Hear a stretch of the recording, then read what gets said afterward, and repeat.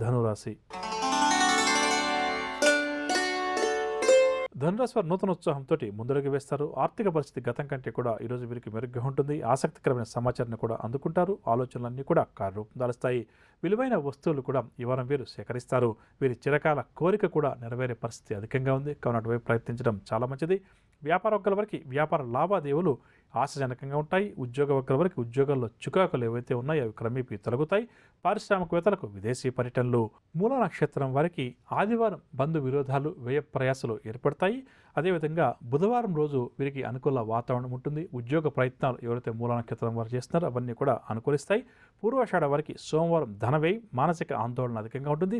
శనివారం కుటుంబ సమస్యలు ఏవైతే ఉన్నాయో అవి తీరుతాయి. ఆస్తి లాభ సూచనలు. ఉత్తరాషాఢ 1వ పాదం వారికి ఆదివారం వివాదాలు అధికమవుతాయి. ఉద్యోగ ప్రయత్నాలు ముందుకు సాగవు. బుధవారం ఉద్యోగ లాభ సూచనలు, పదవి యోగ సూచనలు. ఇక ధనురాశి వారు ఎవరైతే పశ్చిమ దిశపై ప్రయాణం చేస్తారో వారు అనుకూల ఫలితాలు సాధిస్తారు. పరిహారాల విషయానికి వస్తే శ్రీకృష్ణ భగవానుని ప్రతి నిత్యం యథాశక్తిగా పూజించడం ఈ వారం అంతా కూడా ధనురాశి వారికి అన్ని విధాలా కూడా మంచిదని చెప్పవచ్చు. తదుపరి మకర రాశి.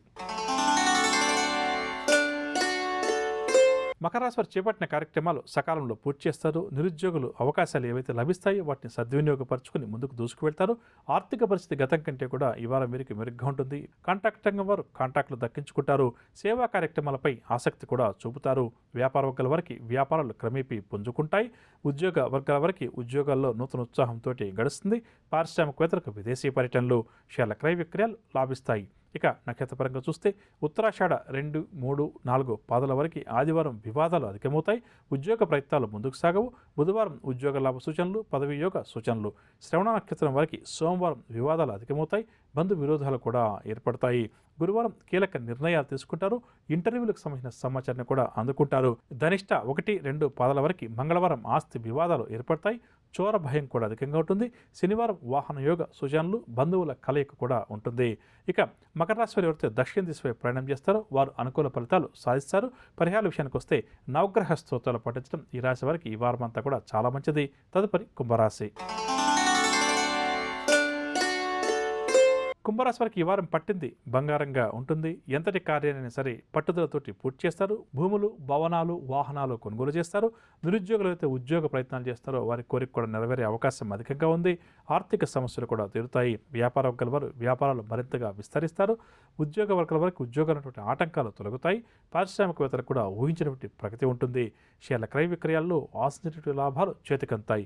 ఇక నక్షత్రపరంగా చూస్తే ధనిష్ట 3, 4 పాదాల వరకు మంగళవారం ఆస్తి వివాదాలు, చోర భయం కూడా ఉంటుంది. శనివారం వాహన యోగ సూచనలు, బంధువుల యొక్క కలయిక.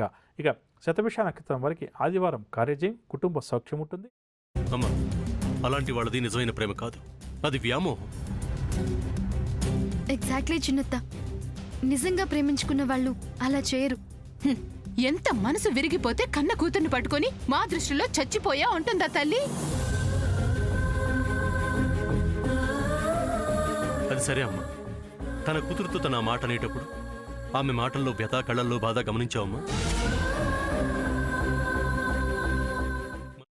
పెద్దబాబుకు బర్త్డే విషెస్ చెప్పు కూడా వెళ్ళాం కదా.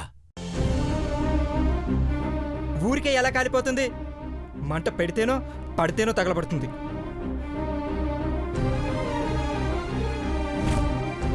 కరెక్ట్ చిన్నబాబు, నీకొచ్చినట్టే నాకు డౌట్ వచ్చింది. పార్వతే షర్టును తగలబెట్టిందనుకుంటా.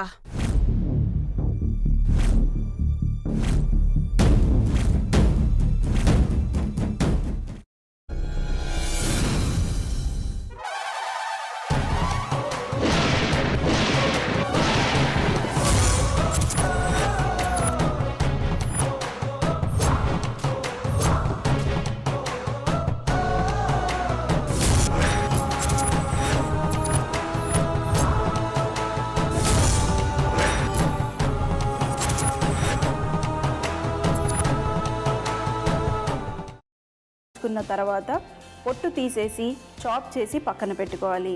ఒక ప్యాన్లో కొద్దిగా నూనె వేడి చేసి అందులో ఆవాలు, మినప్పప్పు, శనగపప్పు, కరివేపాకు, సన్నగా తరిగి పెట్టుకున్న ఉల్లిపాయలు వేసుకుని 1 నిమిషం పాటు వేయించుకోవాలి. ఆ తర్వాత కాల్చి కట్ చేసి పెట్టుకున్న వంకాయని కూడా అందులో వేసుకుని బాగా మిక్స్ చేసి బౌల్లోకి ట్రాన్స్ఫర్ చేసుకుని అందులో తగినంత చిక్కటి పెరుగు లేదా పల్చటి పెరుగు వేసుకుని మిక్స్ చేసి అన్నంతో కానివ్వండి, చపాతీతో కానివ్వండి సర్వ్ చేసినా చాలా బాగుంటుంది.